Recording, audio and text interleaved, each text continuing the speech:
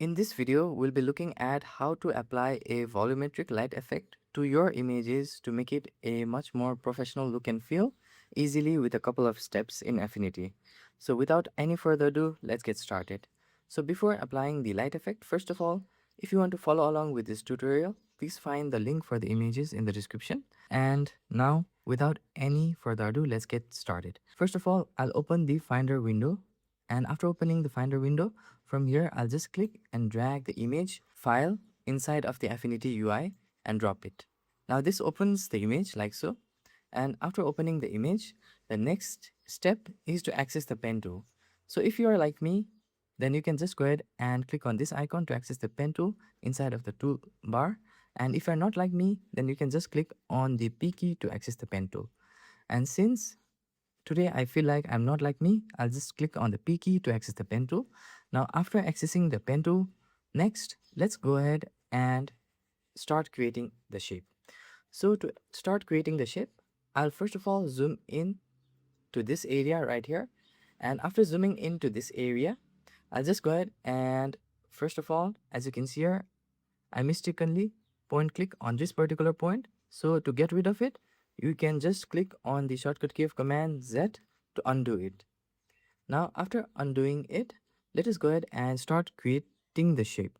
I'll just left click in this particular point first, and I'll just left click in this particular point, and again left click here, and then again left click in this particular point, and next I'll again left click on the initial point where we have started to create this particular shape. And as you can see here, or as you can notice here at the bottom right corner of the pen tool, that there is a circle shape which indicates the closed path shape.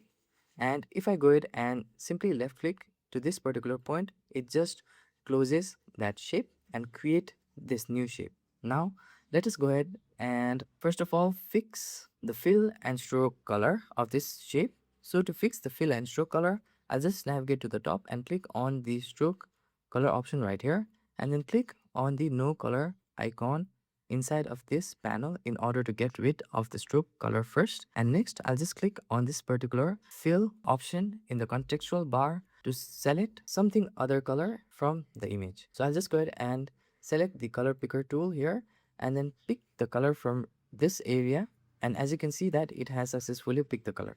Now let us go ahead and create the next shape in this particular area as well. So for that I'll just point click here, and then again I will point click here, and then again I'll point click here, and let's click here.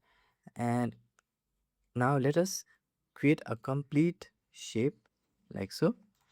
And after creating the complete shape, let us go ahead and get rid of the stroke color once more like so. Now after getting the next shape done, let us go ahead and create the other shape as well. So if you are someone who is intimidated to use the pen tool, don't worry, because we'll not create complex shapes here. We're just working on by creating simple shapes, which is fine in this case. Now I'll just go ahead and get rid of the stroke color from here as well. Now let us go ahead and create our final shape, which looks complicated, but we will do it simply. Now, like before, first of all, I'll just point click here, and then I'll point click in this particular point, and then I'll point click in this particular point, I'll point click here, and then I'll point click in this particular point right here. And by the way, it is not mandatory that your shape needs to be very much precise and accurate. You can just create a rough shape here. Now, as you can see here, due to the fill color of the shape, it is obstructing our visibility of the background image.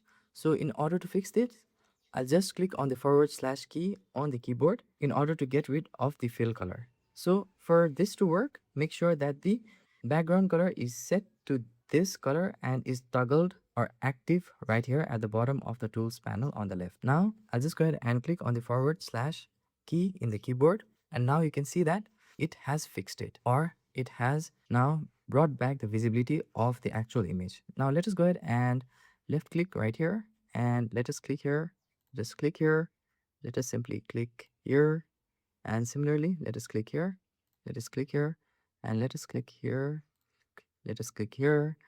And for now, we'll just create the simple shape and not work towards creating a really complicated shape. So I'll just move on by creating this particular rough shape like so. And now let us close the shape by simply clicking on the initial point that you can see here.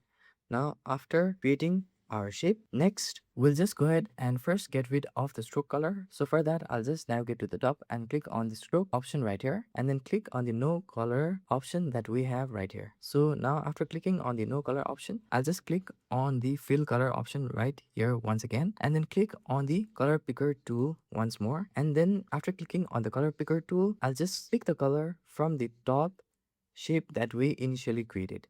Now you can see that we have successfully picked the color here, and this is how it is looking now. Now next, let us go ahead and select all of the shapes that we have created. So for now, you can see on the layers panel that our recent shape has been selected. Let us go ahead and simply hold down the shift key and click on the bottommost shape to select all the shape that we have created. Now after selecting all the shapes from the layers panel, let us go ahead and right click here, and after right clicking, let us select the option called merge selected to merge all the shapes from the layers panel. And as you can see here, now it has merged all the shapes here in the pixel layer. Now let us go ahead next and first change the blend mode of this pixel layer. So to change the blend mode of this pixel layer, we'll just click on the normal blend mode option within the layers panel, and then select a blend mode called screen. So if you're wondering what the blend mode screen does, the blend mode screen simply get rid of all the black color properties that are available in this shape and only retains the white color properties. And it blends that white color properties with all the elements behind this layer, which is from the background layer right here. So in simple terms, it simply blends the white color with the elements of the background image. Now, let us go ahead and also adjust the opacity value. So I'll just click and decrease the opacity value to somewhere at maybe, let's say, I'll just set it to 56% for now. And after setting it to 56%, now let us go ahead and next apply the filter effect to this shape. So to apply the filter effect to the shape, I have already activated the effects panel right here, which is QFX panel, Quick FX panel. So if you have not activated this panel, you can just go ahead and simply select the Windows menu option from the top, and then select the option of vector right here. And after selecting the option of vector, you can just select Quick FX option from down here. Now after selecting the Quick FX option, you will be able to see the Quick FX panel on the right hand side of your Affinity UI. Now from within the Quick FX panel, let us go ahead and first of all activate the Gaussian blur effect that we have in this panel. So I'll just go ahead and check the Gaussian blur effect in order to activate it. And after affecting the Gaussian blur effect, next let us go ahead and simply adjust the radius from 0 all the way to the top. And by the way, you will not be able to see the Gaussian blur effect until you adjust the radius value. Now, first of all, let me zoom in like so. After zooming in, let us go ahead and increase the radius value by clicking here and then increasing the radius value like so. And you can see that it is applying the Gaussian effect to this particular shape like so. And now it has applied the Gaussian effect as you can see here. And now after applying the Gaussian effect, you can see that it is looking a bit more harsh. So what we can do is, again, we can go back to the layers panel, and by actively selecting the pixel layer, we can just play around with these settings. So first I'll just change the blend mode from screen to something else. So I'll just select overlay first, and I think overlay is also looking wonderful right here. So let us select soft light. So soft light is giving a much more natural blend for this color. And let us select hard light also, and hard light is looking much more harsher. So I think I'll stick with overlay here, since overlay is giving a much more professional vibes. And now after selecting the overlay blend mode, we can again go ahead and adjust the opacity value like so. So increasing the opacity value is much more harsher. So what we want to do is we want to decrease it a bit more like so. So I think a value of maybe 46% is fine. So let us check the before and after. So this was the before and now this is the after. So if you like, you can also go back to the quick FX panel and adjust the radius value of the Gaussian blur effect that we have applied like so. So we can simply click and drag like so, and you can see that the light effect slowly starts to spread around like so. Now I think the value of 14.2 is also working well here. So I'll just go ahead and click on the layers panel right here. And now after navigating to the layers panel, we can see the final before and after. So this was the before and this now is the after. So now let me use the shortcut key of Command plus 0 to check out the full view of the image like so. And select the V key to access the move tool. And this is how the end result is now looking, where the lights are falling in this image.